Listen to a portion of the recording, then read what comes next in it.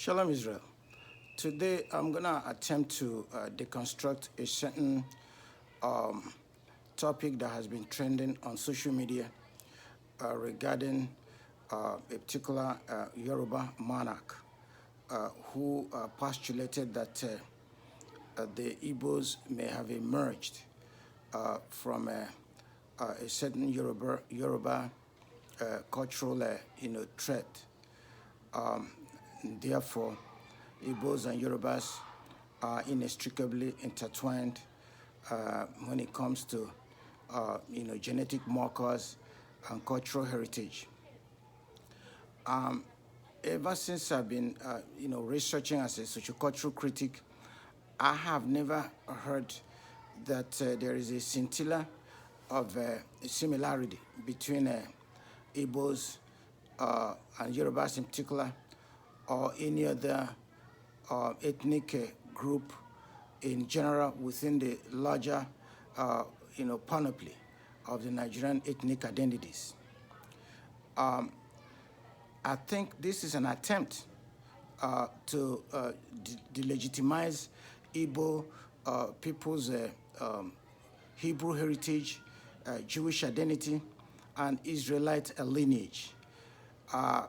Because it seems to me that the groundswell of Igbo people's return to their ancient, Hebraic religion of Judaism is in an interesting sort of way, ruffling some feathers.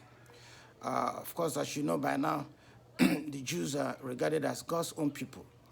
They are the people of the book. And some people are uncomfortable that Igbos of all people will become part of that covenant. But I am here to tell you that Igbos and Yorubas or any other ethnic nationality of Nigeria do not share genetic markers. There is no cultural trait, cultural heritage that links or connects Igbos with any other ethnic group in Nigeria. There is a conception in cultural anthropology known as cultural relativism. Cultural relativism. Cultural relativism postulates that it is wrong or out of line for people to evaluate or judge other people's cultures based on certain nuances and complicated, similarities, not sameness, with their own culture. To give a concrete example, for a Yoruba king to insinuate or to allege or argue that Igbos have some cultural affinity with Yorubas just because certain Yoruba towns and villages have some Igbo phonemes within their, cultural nomenclature, it's like missing the point. I know that some villages in Osun State, Ogun State, or somewhere else that may have the word Igbo as part of their names. That does not, in of itself, make it conclusive that Igbos have any form of a relationship, be it cultural or genetic, with those Yoruba communities. And I'm not suggesting that there is really something exceedingly awful about, people, cultures and communities to have some kind of semblance or to share some kind of cultural trait. But it's important to set the record straight that there is no cultural affinity, there is no genetic marker resemblance. Igbos are like a fingerprint. They are distinct. They have their own distinguishing features. Even for identical twins do not have the same fingerprint. Fingerprint is unique, is a distinctive, so Igbos and to a large degree Yorubas have distinctive identities. They don't have anything in common in terms of a cultural, trait, cultural ethos, ethics, and the other, aspects of, cultural identification. there are so many ways to test this. The first point that's important here is that while the Yorubas and some other ethnic nationalities, are known to pursue and engage in, joie de vivre and hedonistic pleasures of the soul. Joie de vivre means the joy of life. Where they can close off streets and boulevards and have these unending parties. Igbos, on the other hand, see this excessive consumption as frivolous, impactful, and unproductive. So that Igbos would rather engage their minds in how to, make the society better. Which the Jews called tikkun olam, make the world, rebuild the world, make the world a better place. And they do this by being imaginative, being innovative, being creative, in terms of expanding their businesses, bringing their folks to from the village to the cities to help them expand their businesses and start their own businesses. That's why it's not uncommon for Igbos to sleep in the shop until they build up enough money to start their own business. Until they build enough capital to buy land in Lekki Peninsula or other highbrow areas to build their own houses. Other nationalities would rather take out a credit line to throw these endless parties in order to, be consistent with their ideals and practices of joie de vivre. Joie de vivre means joy of life and the hedonistic pleasures of the heart and soul. Another important point, specimen number 2, is even in terms of our cultural, ethos. The way we, the way we, conduct ourselves, the food we eat, the way we dress, the way we, have family values that are, particularly important to us. Other tribes may have 1, 2, 3 wives. 1, 2, 3, 4 wives. I used to have an in-law of mine, from Ogun State. He was a permanent secretary and a big time civil servant. He had 2 wives already and then married my niece. But Igbos are not particularly enthusiastic about, having this multiple hodgepodge of wives and concubines. We believe in tight family structure. Many other ethnic nationalities, hold this, virtue, value, vision with levity. But Igbos are particularly, mindful of, family, family structure, close-knit family units. So that's a very important, distinction between the cultures. And then, when it comes to, being imaginative, when it comes to, being imaginative, expanding businesses. Other cultures believe in big government. Igbos, believe in the ethos of neoliberalism. Neoliberalism is the 20th century resurgence of 19th century, liberal market, impulses. Neoliberalism, encompasses, less government interference in the midst of production, allowing people to unleash their imagination and their creativity in order to engage in meaningful production, productive, enterprises. It has to do with laissez-faire, where the government would, win is, stranglehold. And deregulate the economy so that individuals can, allow their imagination to be able to produce the means, to be able to leverage the means of production.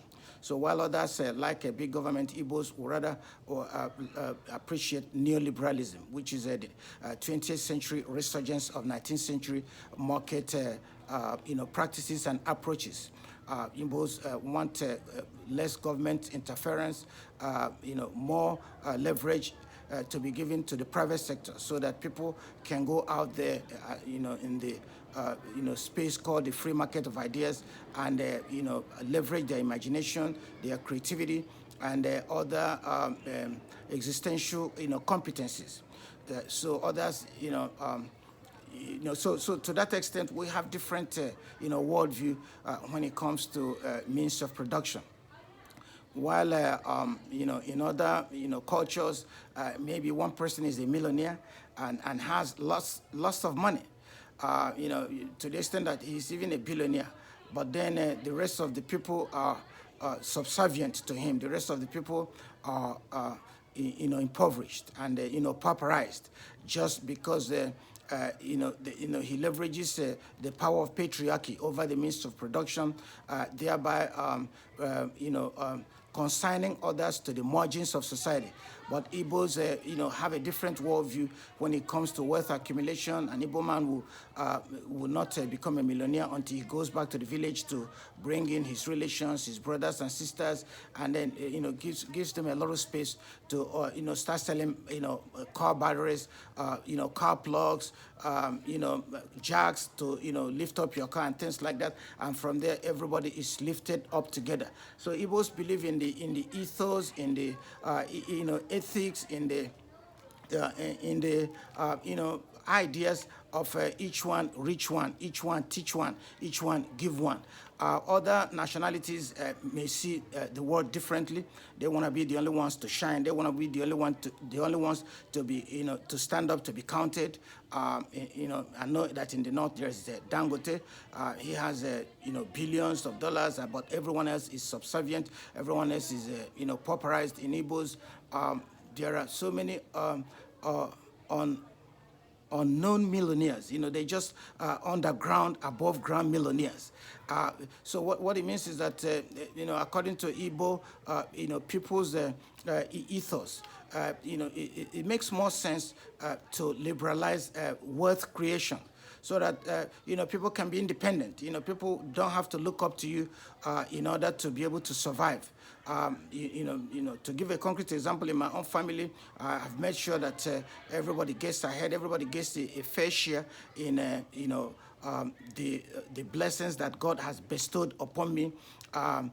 So you can see that Igbos and Yorubas, in more ways than one, are distinct, like fingerprints. They are not the same at all.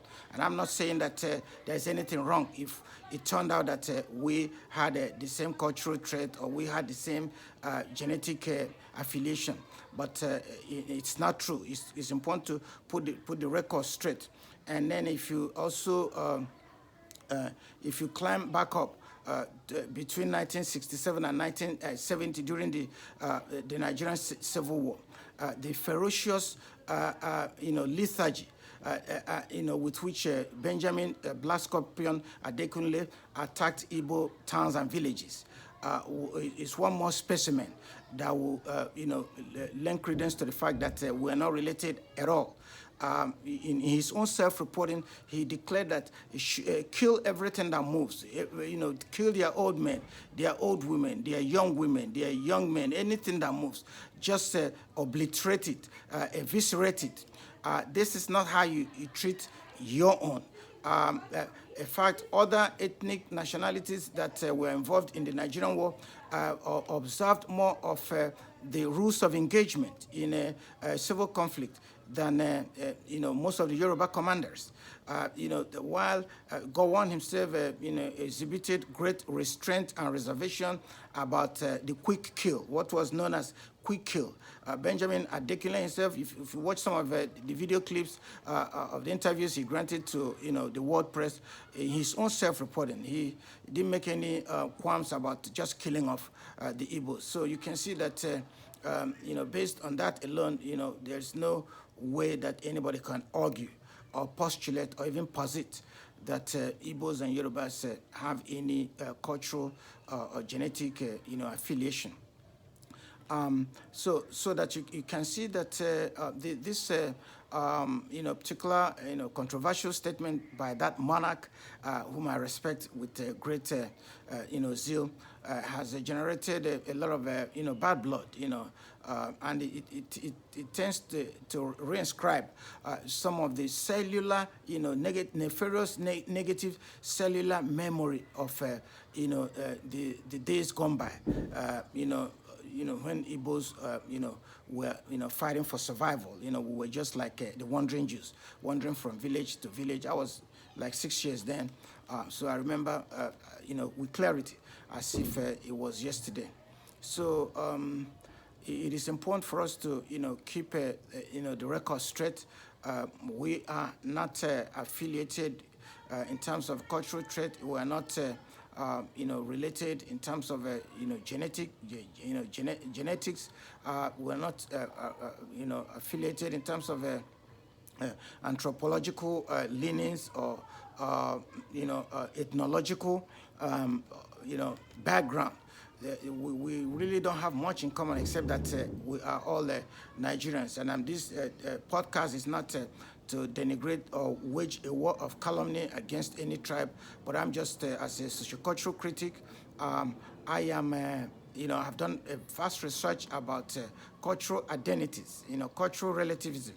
I have done a lot of work on cultural anthropology, which is the study of the systematic study, not just coming out there to make wide allegations, systematic study of cultures, communities, and civilizations. So there is, you can't find it in any, literary work or literature. You can't find it in any anecdotal, anecdotal records that Igbos have any form of affinity with the major ethnic tribes. All these tribes are distinct, they are different, they are like fingerprints unto themselves. We do not have any, genetic lineage or relationship with any of these tribes. And I'm going to be coming back to this issue from time to time. Even if you see the way Igbos, engage in different, neoliberal market, activities. They are mostly engaged in, buying and selling, trading. I'm a trader myself, other than being a Jewish high priest, a sociocultural critic. I'm a trader by profession. I buy anything, I buy and sell anything that is in demand. I'm not ashamed of that. That's how I survive. And then if you look at the way Igbos, are unafraid to travel, all over the world in search of education, in search of opportunity, in search of knowledge and epistemology, you find out that other cultures, other ethnic groups within the larger, matrix and panoply of the Nigerian ethnic identities are not that, they are not, they don't engage in that kind of risky behavior. Igbos will travel to even war zones to look for opportunity. Others, would rather play it safe. Igbos like risk-taking, and people who take risk tend to do better in life because, one or two things will happen. It's either you succeed or you fail. In most cases, they do succeed. That's why they travel to the far corners of the world, in North America, in Asia, in Antarctica, I might add, the coldest region, Antarctica in the north, and then the other geographical, cold region in the south. You see them all over the place, in Hawaii, in, Belgium, in Poland, in, just name it, Bosnia, Herzegovina, in Belize, in India, in China, of course. You find them everywhere in search of opportunities. Our neighbors would rather just sit there and wait for big government. They, want to be employed, they want to be hired, and they want to receive salaries every month.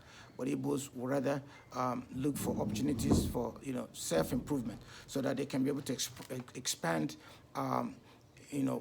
whatever God has blessed them with, toward the upliftment of their folks. So you can see that there's just much that there's a lot of gulf, a lot of chasm, a lot of division, between Igbos and other ethnic nationalities. There's really not much in common. and then a lot of ethnic nationalities, to be quite frank to you, are desirable of the Igbo people's possibilities. So that's why when our forefathers settled in these core Yoruba, enclaves, Osun State, Ogun State, Ondo State, the folks there kind of borrowed some of the Igbo phonemes. They named their villages Igbo this, Igbo that, Igbo this. It was Igbos that actually brought the phonemes, the language, the dialects to those places. Not that Igbos, kind of, it's not the other way around, where Igbos were part and parcel of those communities, and then started migrating eastward toward Igbo land. No, Igbos have always, dispersed. After the first temple fell, our forefathers left, Jerusalem. They, traveled through Turkey, through Syria, through Portugal, and then through Egypt, and ended up in the present day Igbo enclave of southeast Nigeria. Now, the ones that remained in Jerusalem, also were doing very well in terms of commerce. But then when the second temple fell, then Igbos, rather than become subservient, we're not subservient people, they started to migrate again through the same route, through the Zambezi River, to the present Igbo, territory of southeast Nigeria. So you can see the route and process of migration. Igbos were not part of the Yoruba kingdoms, and so much so that they started migrating eastward and to different places. No, they actually came from Igbo land to look for opportunities in Yoruba land, and then because Yorubas, appreciated to a large degree the Igbo people's possibilities, and they started naming their towns and villages using some of the phonemes. Phonemes is just a sound in speech. Some of the phonemes that are prevalent and replete in Igbo, languages, and of course. There's an alternative word to Igbo. It's Igbo, which you don't actually see in most Yoruba names. So you can see that it's not true that that Igbos are related in any way, shape, or form with the Yorubas or even the Benin. No, we're not.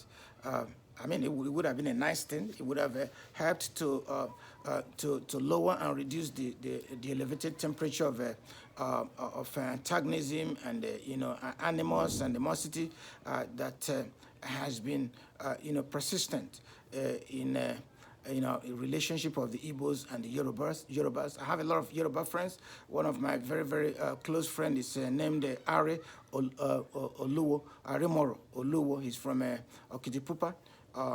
He's a very, very good friend of mine. We were in college together.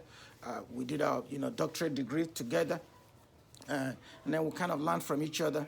So, and then I have a niece of mine who is married to a Yoruba man from Ogun State. I visited them once, and they really took good care of me while I was there. So Yorubas, many of them are, very, very receptive, very, very friendly. I mean, you can also find nefarious, negative people amongst the cultures. A lot of, you can find, people who are unkind amongst the Igbos. And similarly, you can find, equally find such people amongst other ethnic nationalities. But this video today is very important to let to rest this raging controversy that someone provoked. And it seems to me that the reason for provoking this controversy is to delegitimize. To delegitimize means to reduce or to curb people's legitimacy. Especially our legitimacy over the claim of our Jewish heritage, because Jews are the people of the book. Jews are God's own chosen people. And for Igbos to be part of that covenant, it makes people restless. The people cannot fathom the idea that Igbos who lost the war, Igbos who are, are not even part of the establishment, are now considered God's own people. Well, you can't change the course of history. Because the idea that Igbos are Hebrews, Israelites, and Jews is gaining a lot of getting a lot of traction. It's getting a lot of interest around the world. Israel and Anglo-Saxon Jews are embracing Igbos because of our, Jewish heritage.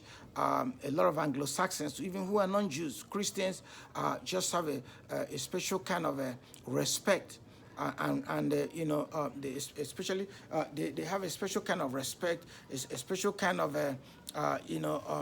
love for the Igbos, for the fact that they are the seeds of Israel, for the fact that Igbos are the seeds of Abraham.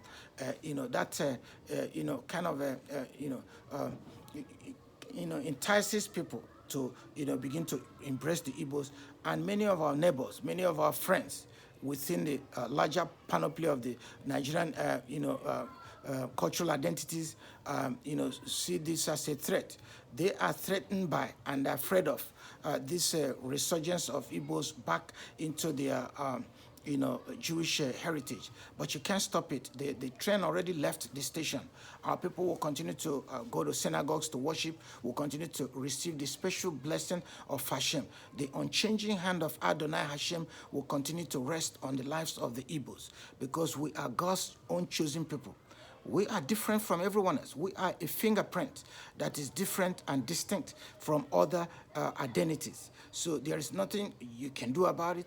As long as our people were not, obliterated and eviscerated during the war, as long as there are Igbos who live in the diaspora, who live in Nigeria, we will continue to reemerge and, make our way into synagogues.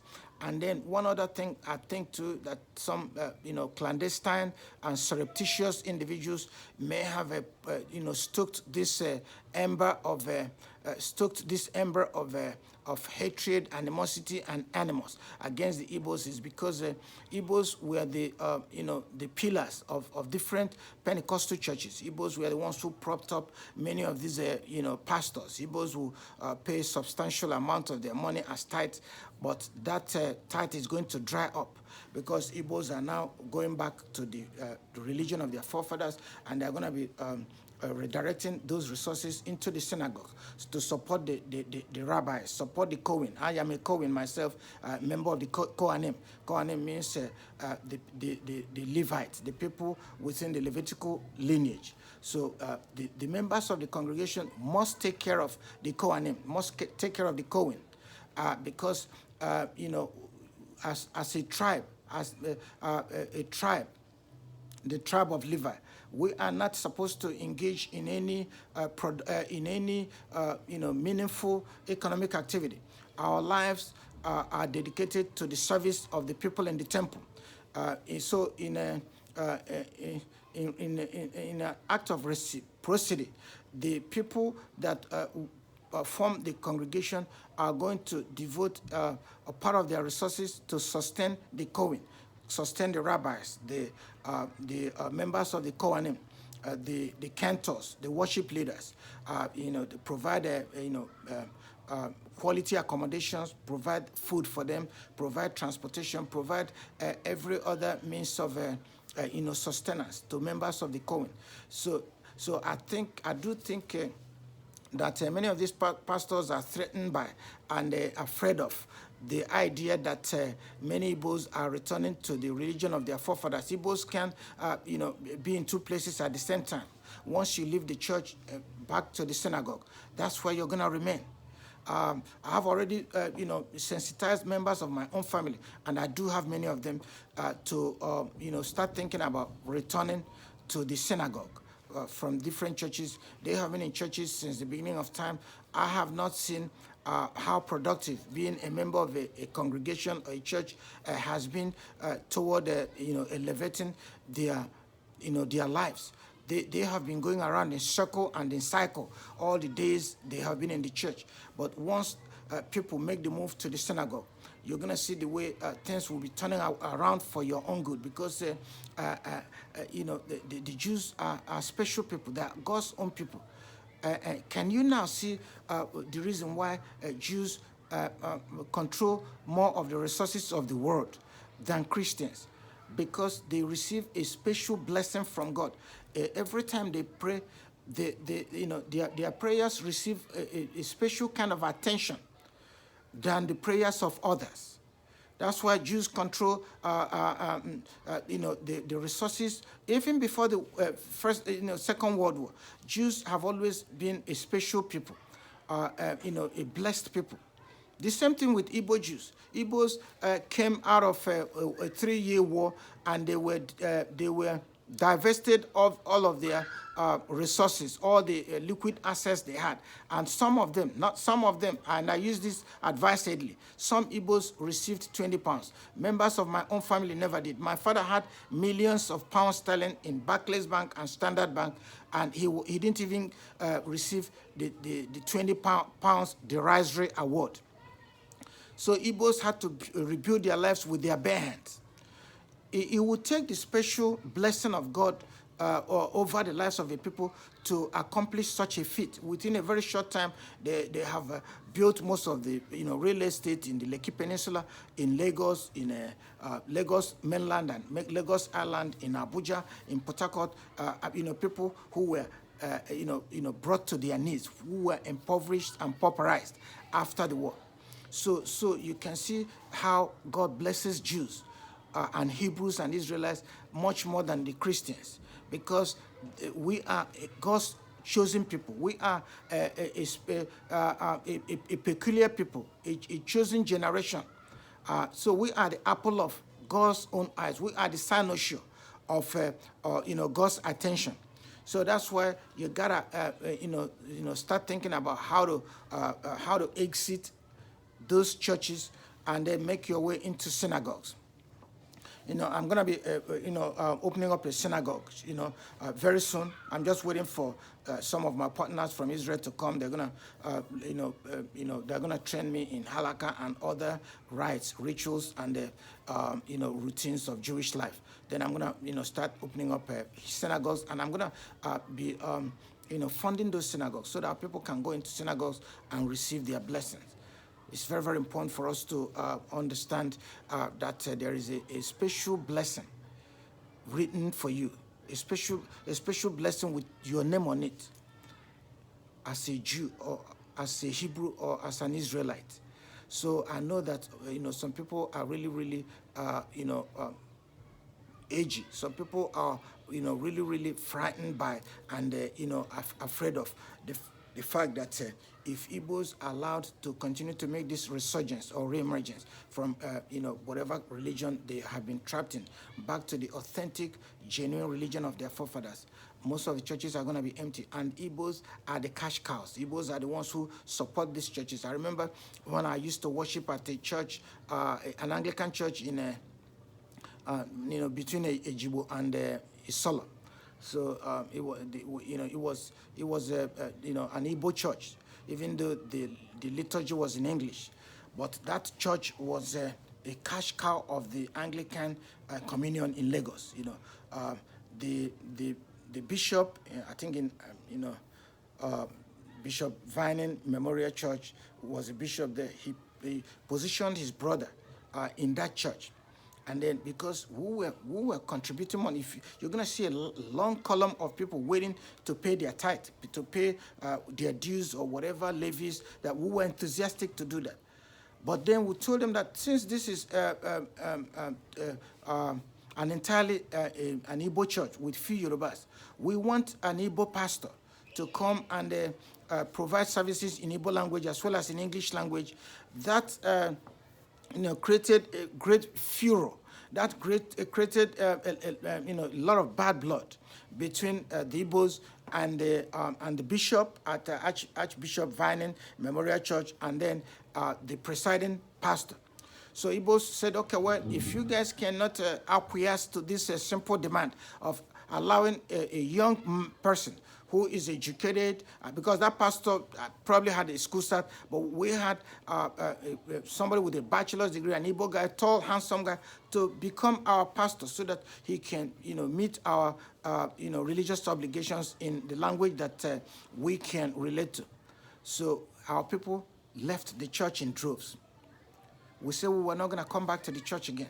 And then the church plummeted. The church finances, came to zero until those changes were made. As soon as that young man and Igbo guy, we're not tribalistic people, but we're being realistic, because we were contributing a lot of money. So we want our own person to be our vicar, to be our pastor. I mean, Yorubas can still have some responsibilities within the church. So as soon as they brought that Igbo guy, then Igbos returned to the church. And then the Yoruba pastor was still there, as the senior pastor, so that both of them worked hand in hand, and then we started, lifting them up, elevating the church. So that's how, that's the Igbo people's possibilities that everybody, wants to emulate. So every time I make my video, if you're interested in accessing this podcast, you gotta start thinking seriously about exiting churches and going back to the synagogue. A lot of synagogues are being opened up every day.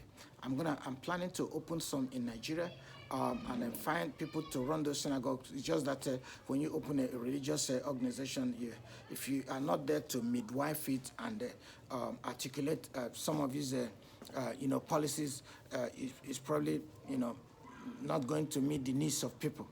But I'm gonna make sure that it's something that I'm gonna follow through with. So this podcast today is not going to be as long and all drawn out like the ones I've had in the past, where I had to go almost 56 minutes to 58 minutes. But it's important that I did react to this raging controversy about Igbo Yoruba genealogy. And then another point I wanted to make is not about Igbos or Yorubas or Nigerians. It's about the Kulano Inc. Kulano Inc. is one of those Jewish religious non-profit organizations that Mr. Joe Ilona had once attended one of their seminars. But every time I go, I see some of the things some of the communiques, some of the videos they release on the internet.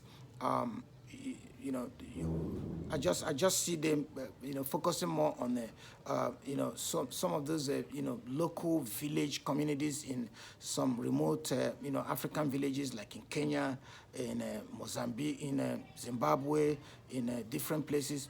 But it seems to me that they are not really interested in the reemergence of Igbo, Hebrews, Jews, and Israelites. I've never seen them, attempt to give us visibility and exposure as a reimagined Jewish community.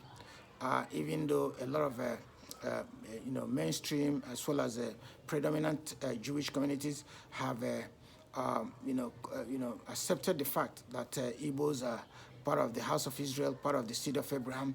The Kulani, and I've already sent them a long letter about how we can participate in some of their programs. And then Rabbi Sussman, I think the executive director said she was going to do some research and talk to some people, but never reached out to me to intimate me with some of her findings.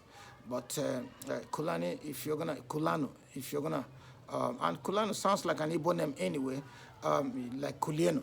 It's part of the derivative of Kulieno. That's Let's All Rise. If you watch, some of these podcasts, I'd like you to give me a word about, how we can be part of Kulani, programs, because we want that visibility. We want that exposure. We're not asking for, we're not asking for recognition or affirmation, because Hashem has already recognized us as as part of the seed of Israel. But we want, secular as well as sacred and, sacrosanct Jewish communities to, extend, their hands of fellowship and friendship to our people as reimagine new, reimagine Igbo Jewish community, we want to, have linkages as much as possible with other, Jewish organizations, Jewish communities, in order to be able to expand our, knowledge of Judaism, in order to expand our, study of Halakha, the Torah, the Talmud, the Mishnah, and all these other, different aspects of Jewish life. So it's important that Jewish communities reach to us. We've been getting a lot of, love from individuals, Jews, Jewish individuals who have been showing a lot of solidarity with our people. We really appreciate it. We want you to keep showing your solidarity. We want you to keep writing very positive, kind words about Igbo Jews on the internet, so that we'll continue to make strides toward perfecting our Hebrewness, our Jewishness, and our Israeliteness. Until I come your way again, this is your high priest bringing you word. Shalom.